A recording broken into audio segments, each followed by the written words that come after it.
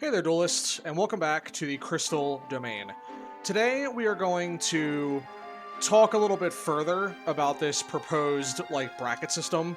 For starters, I would like to right off the bat, in the very beginning, clarify that this is not some kind of actual thing that is going to be installed into domain format. This is not like an official new rule system. This is not like a new game-changing warping effect that's going to, be installed into the format and then everyone has to comply to it. And on the other end of that, go into the fact that when this was proposed, there was a bit of the understandable reaction by people that are in the Magic community that are not big on this system. The bracket system in Magic is inherently flawed. It does not cover everything that it needs to, mostly because it is very new. It's very beta testy, very new system that you can see in certain corners of it that they kind of raised their hands up and gave up in certain parts. Because it is kind of an impossible endeavor to create a system that perfectly quantifies where your deck is and then is also able to quantify player skill at the table, right? Because that is another thing that comes into play with some of these decks, where, a player's skill at the game does matter with how good they can pilot anything. You could have a very good player play a lower end Yu-Gi-Oh deck, but their player skill, their awareness will, if it's better than the other people at the table, even if the other lower skill players are handed better cards, if they don't know how to utilize those cards as effectively as the other, higher skill player, more than likely that higher skill player is still going to run away with things when they have better awareness of when and where to use cards, even if they're handed something of like a lower power kind of, system or deck was handed to them. So to talk about this further, I did leave some homework and I did get some good responses, and I wanted to basically, instead of typing out answers, I wanted to read them off here and then talk about them more in depth. That way there isn't like a separation between the commentary, right? Like, I wanted to do another update about this style of video and then actually talk about it again with the new information handed to me by people that gave me feedback. So, right off the bat, for starters, I very much am appreciative of the feedback I was given. I was given different levels of, feedback, where I was given either people that were immediately not wanting a system like this, or people that acknowledge the truth of it, that the verdict at the end of the day is going to be that you just need to talk to people and have better understanding of your own, like, what your deck does, what you're doing, what your goal is in terms of what your fun is, right? And making sure that you're matching that with other people at your table. That way you are getting your worth of time and entertainment. And also you're not like a detriment to other people that are opposing your wants, right? Because, of course, your focus, and I've said this before, a person's priority in this kind of game should be to prioritize what they deem to be fun and finding people that match that energy, versus settling for tables and not really having fun if you're not matching the power level or the intent of those tables. So I've gotten comments. I had like a separate thread that a couple people commented on for like game warping cards for a game changers list, right? And then just in general, there was people that talked to me in the Discord about different parts of it. But basically, the real verdict, and the one that I agree with before talking about these comments, is know where your deck is, know what your type of fun is, and then have that be part of your discussion. And even if this was a system that was ever, used seriously, it is not a system that is designed to, like, segregate and, like, bottleneck players to where they need to go. This system, even in Magic, was designed as a guideline on dealing with, like, pure, complete strangers, right? Because, let's be honest, as it was commented on in the Magic the Gathering version of the bracket system, you cannot account for bad actors. And the quote, like, the term for that being people that, like, lie, right? You can't account for people that lie to you about what their deck is, or they lie to you about where it is. And if you're looking for low power, and they say it's low power, but it's really not, you can't account for that, and that is not your fault. That is on them. You just don't play with them again. That's simple, right? But this kind of system is designed to give people that don't know these individuals a bit of a guideline for the social interaction that is harder in comparison to when you're with people that are a little more familiar. And usually there is a number of the same people dueling in the Domain Discord, which you haven't joined yet. You should. We are nearing, like, I don't know, like a billion people now. I think we hit like 3,800 plus already, and then we're going. There's so many people joining all the time. I can't keep up anymore. But anyways, if you haven't joined yet, you should join, and then, like, look into the format, play for yourself, that kind of thing, all that. But basically, it's for the people that you haven't really talked to before. A lot of the people, as I said, are the same recurring players in the Domain Discord, and as a result, you're going to get a gist for each other because you're kind of forming your own social clique as you're doing that. But then, this system does nothing for the group of friends you play with all the time. Like, I play Commander quite frequently. I go to my local game store, and I have a group of friends, and I play Commander with them, and we're not the target for this system, right? Yeah, it gives me a better idea of where decks are, and I keep that in mind. That way I don't bring them to, like, a table where if I am playing with new people, I don't think, all right, well, they're playing a deck straight out of the box. I will get out my super powerful deck because I didn't know better. Where, like, if I have awareness of where my cards are, which the system can be helpful for, then I know where decks belong when dealing with people that I'm not used to dealing with. And so that's helpful, right? And for the group of people that play with your friends all the time, if you have an LGS, if anybody listening or watching right now, if you go to your LGS and you play with the same people all the time, the system doesn't really affect you, right? But it is a good guideline for the people that are coming in as the growing number of people continue to join the server. It won't always be the same repeating people at a table. There will be times where new faces show up, and having the ability to break that wall of the initial social interaction can be helpful to make sure that everybody's having a good time. So let's start with some of the comments, right? So first comment is, I don't know enough about the game to help the concept, but I love the idea of allowing a tool to help players understand the vibe check. There would never be an objective judge, but anything to help communicate. This is by Bookworm, good ally of the server. Yes, so any system that can help with the vibe check, with where your deck is, with where you are at and where you want to be in your power level, what your fun is, your definition of fun, etc. But to help communicate, for any means of making the communication easier, absolutely make that happen, right? Whatever that system is, whatever it is for you and your group, whatever it is for you personally, make it work, right? We have a comment from Days Draco. As a returning player who has yet to play the format, I don't have much perspective, but I'm very glad this concept is being brought up. I find is that I've been building decks and watching others play. I don't think a traditional ban list would actually do much other than point out which cards are generally more potent than others. And as such, a power cards list sounds like a great idea. Yeah, like, there is kind of a guideline of there's certain cards that do drastically good effects, and they are actually heightened in a format like 4-player Commander, quote-unquote, but in Domain.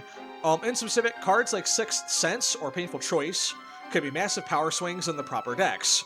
while others, like Dark Hole or Pot of Greed, can be easily seen as power spikes. They're stapley. All 4 of these cards are pretty much considered stapley. Sixth Sense is a very powerful card. I mean, there's a reason it got banned like immediately when it came out in Advanced. A Painful Choice, one of the, if not the strongest card ever printed. Dark Hole, Pot of Greed, very stapley cards. These should be considered powerful cards because they can fit anywhere. It can matter if you are in a group that is deliberately trying to play lower power, and stuff like that can be really easily seen as game swingy. Like, if you're at a very low power table, cards like Dark Hole could just, like, completely abrupt the game's flow. It's kind of like, if you're familiar with it, any of you listening, like Cyclonic Rift. It's a board wipe in Magic that sends all the cards on board to the hand, right? So, Giant Trunade, but for monsters, as well as spells and traps in Yu-Gi-Oh! Terms, right? So, imagine all that stuff gets sent back to your hand. In Magic, that could be several turns set back of you building up your resource pool, your engine. That could be said for the same thing in Yu-Gi-Oh! Cards like that are very swingy, and in slower games of Commander or Domain, that could be seen as very swingy. So a card like Dark Hole could be considered power spiky at, like, lower power tables. But if your deck's more optimized, a little more modern, it's not that big of a deal. So it's good for, like, to have it kind of in an area where it's aware for much lower power tables. These type of cards should definitely be checked, maybe on some form of points list, like in Canadian Highlander, a Magic format I think other games can learn a lot from. I do think Canadian Highlander is a great system, where basically there's a point system, and you get a number of points allocated to your deck for, like, very powerful cards. Usually, in Magic terms, like, 2-card combos fill up your entire points.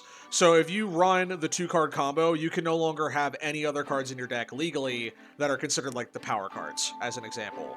Maybe having a general point value to people can compare deck power scales by, while not preventing anyone from playing with cards that would otherwise be banned from the format entirely. Like, a point system is a valid approach. I don't think it'll end up being a thing that would ever really happen with this format, because Yu-Gi-Oh! Is a bit different. I know that, like, Yu-Gi-Oh! Kind of has coined a bit of a point system in other formats of theirs. Like, the way that restrictions work in Speed Duels is if a card is at, like, limit 1, then you can only run one copy of a limit 1 card and no other versions of limit 1 cards.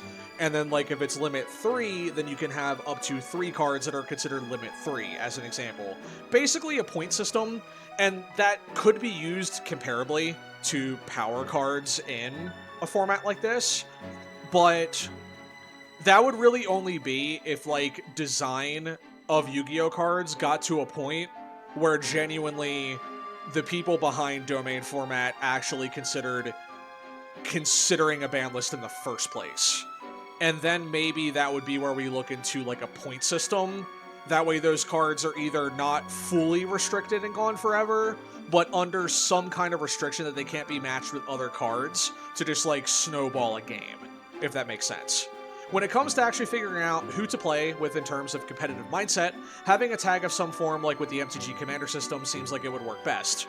My current Ogdoadic deck, I know it's like the Reptile deck, right, is running 5 banned cards, and it looks to set up somewhat harsh resource denial, so it would be a tier 3, or like a standard deck, like a 5-point Domain deck. This specifically would make it so any marked power cards can be added to a deck, but still played in lower power formats if they don't make floodgates, resource deny, or set up negates, as that era of old Yu-Gi-Oh! Very rarely, if ever, actually focused around any modern concept of that sort. One of the things I did want to bring up about the number, if it was numbered through, like, 1 to 5, when there was a comment in the Discord server that instead of saying something like a hand loop as resource denial, actually what would much, like, be more approachable for the general concept of the game, and I didn't think about it at the time, would be if a deck can set up like multiple generic Omni negates, right? So you set up a board and there's like 5 to like 7 negates on your board, then you probably shouldn't be bringing that to like a low power table, right?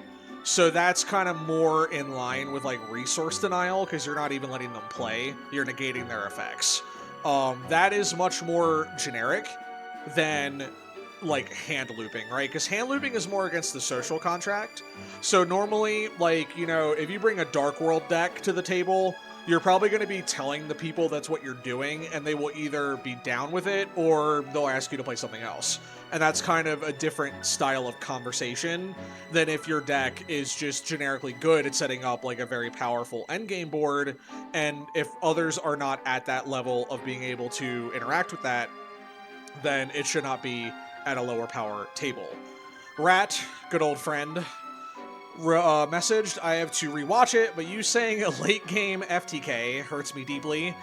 I really meant more like the late game kill, right? Because, you know, combos can happen at any point in the game, and it shifts from like an FTK to an OTK is what I really meant to say.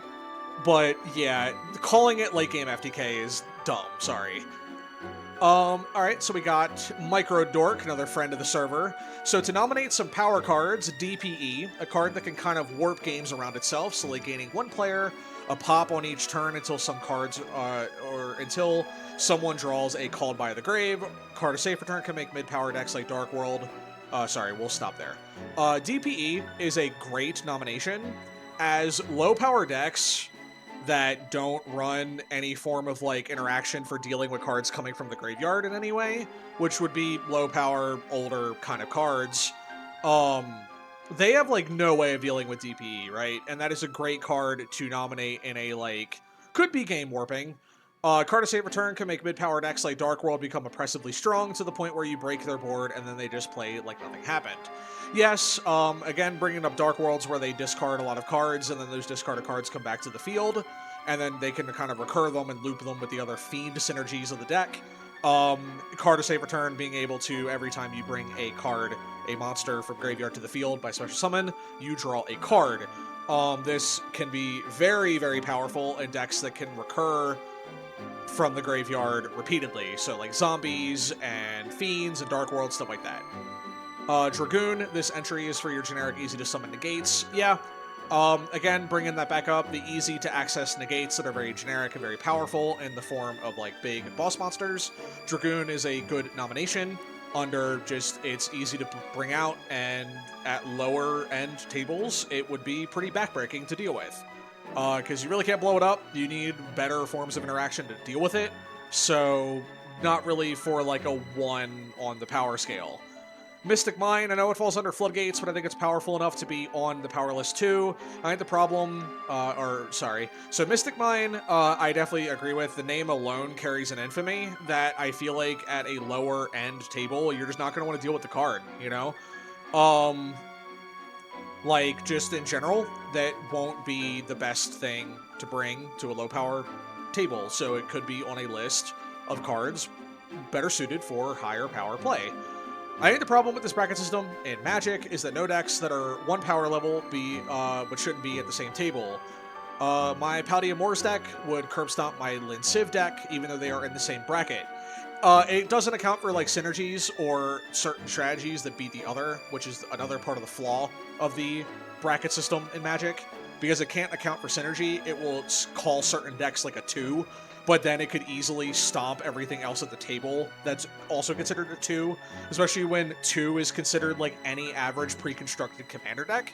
And like in domain terms, you know, a 2 could be any structure deck turned into a domain deck for $10 to $20, and that doesn't mean that it's going to be able to beat other synergies that are of the same price range and of the same like deck build in like consistency, but the cards are just better, you know what I mean? Like, it would be like taking the Charmer structure deck, upgrading it, and being like, yeah, this is a 2, and then also like the Blue Eyes deck and saying it's a 2, when the Blue Eyes deck, the structure deck, inherently has better card pool and better use of its cards than something under like Charmers, even though the Charmers are decent.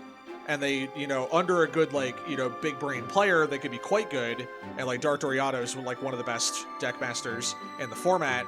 But, like, generically, with the average player in hand, the Blue Eyes structure is going to outperform it, even if it was turned into a domain deck. But they would probably both be considered 2 under a system like this. Blue TF, I believe this is Draco from the server. Personally, I would prefer just having a self-diagnosing tool to help people who don't know how to determine their own deck's power level, and trust the players to figure out what kind of table their deck fits in. A rigid system will always have loopholes and debatable philosophies, so a more vibes-based approach gives the players more control over how they play. Even if the idea of a mid-power duel is very vague, power imbalances will usually be resolved through politics and threat assessment. Naturally, in Commander or Domain, the games kind of figure themselves out. If there's a player that's doing more things, you're more inclined to beat the player together to make the game slow back down, and then the three of you go back to your arms race to see who wins. A rigid system is not great for determining where people belong. It's better suited as a vibes check to determine what kind of game you're looking for, what kind of players you're looking to be involved with in that game, and in general, the game itself will usually sort itself out by if there is a player outperforming everybody else, you'll naturally grow to kind of want to beat them together, and then after that the game will slow back down and you'll resume your arms race. Again, like Rat, the two of them had a long combo here together. There really isn't a way to diagnose player skill, right? Because everybody is at different levels of understanding of the game, and player skill matters. Like I said at the beginning of the video, player skill matters in general, no matter what, for whatever level of deck they're playing. If their awareness of the game is extremely high, they know all the ins and outs, they can be handed a deck, and they'll likely do very well. Where an average player, or even below average player that's more casual, will probably not do as well because of the difference in player skill, and that's just how it goes. Player skill cannot be diagnosed, but needs to be a part of the system in some way. It's more like the own person being aware of where they are, and not trying to be predatory on lower skill-based players. Like, if you're very hyper-competitive, you know the ins and outs of the game, probably should not be utilizing that skill with a powerful deck in hand against a lower bracket system, or part of the system. Well, there was more than that. Well, so that covers those. So then on Discord, we had some game warping effect cards. Someone mentioned Royal Magical Library has the ability to turn the game into absolute solitaire if it gets uninterrupted. Royal Magical Library, classic, you have some spell cards, it gets spell counters, you remove the spell counters and draw cards. It's as old as time itself when it comes to, like, Exodia effects. If no one can out it, you're going to sit there and watch someone play their whole deck for 45 minutes. Not fun. Can be part of the game sometimes. Hopefully there is a pre-game convo that lets people know that your goal is to play a extensive, time-consuming combo with moving pieces, and either they will sign up for that or they won't. Either way, making that aware is a good idea. That was from Skaith in the Discord. Dragoness commented, I would say Shockmaster can go on here. Locking your opponents out of 1/3 of the game's cards is insanely strong, and makes the rest of the table have to at least attempt to deal with it immediately. That is a good choice. That it goes into a very, not narrow, but broad negate style, where you are preventing 1/3 of the cards of the game from even being functional. Kind of like, Iona in Magic, when it comes down, it picks a color, and the players cannot use that color. That can be backbreaking depending on the deck. So, it's something worth considering if it was put onto a game-changing list. And I know it's more than one card, but an Orcust Engine, the value, interruptions, and follow-up it provides each turn is very hard to beat unless each opponent is making a conceited effort and playing something that can tank a couple of interruptions. This kind of goes in line with, like, Orcust Engine, Frog, Sprite, Tearlam and Ishizu. very powerful, consistent engines that are able to bring themselves back from the brink over and over and over again. A resource loop that is on the higher end should not belong at a low power table. Whether or not that means you list an entire engine in a game changer list, probably not, but more a pre-game conversation bit. If you were looking for a higher power game, you might bring up that your deck is very good at recurring its resources and usually will demand several responses to be dealt with, and other people will either need to match that energy or bring up that their deck is not quite up to par with that style of play.